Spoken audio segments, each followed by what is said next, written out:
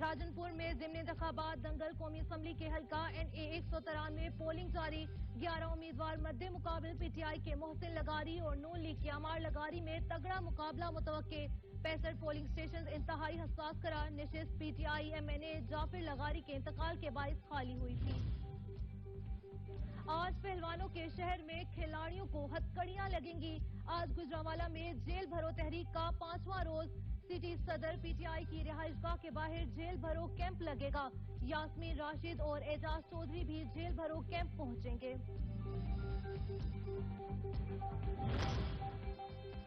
ملک کا معاشی استحکام سپریم کورٹ کے آئینوں اور قانون کی بالادستی قائم کرنے کے مرہون منت ہے۔ سربراہ عوامی مسلم لیگ شیخ رشید کا ٹویٹ کہتے ہیں 90 روز میں انتخابات آئین و قانون کی ریڈ لائن ہے۔ انتخابات احتساب یا عذاب PDM فیصلہ کرے ملک کو سول نافرمانی کی جانب کیوں لے کے جایا جا رہا ہے۔ سماجی رابطے کی ویب سائٹ ٹویٹر پر سوال۔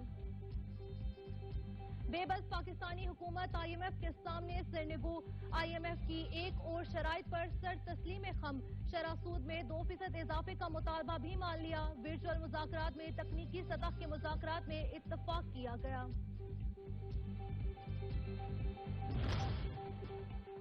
کراچی کے علاقے پٹیل پھاڑا فٹ بال گراؤنڈ کے قریب عمارت گر گئی۔ مکان کی بالائی منزل کی چھت گرنے سے ایک شخص جاں بحق 4 افراد زخمی 2 کی حالت تشویشناک ملبے سے 5 زخمیوں کو نکال لیا گیا ہسپتال میں زیر علاج۔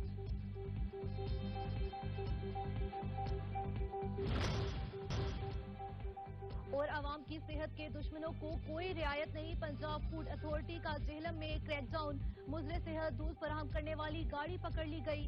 رحیم یار خان کے جنا ٹاؤن میں مرچوں کے نام پر ملاوٹی چورا بیچنے والوں کے خلاف کریک ڈاؤن مرچیں تلف مالکان کو بھاری جرمانہ عائد کر دیا گیا۔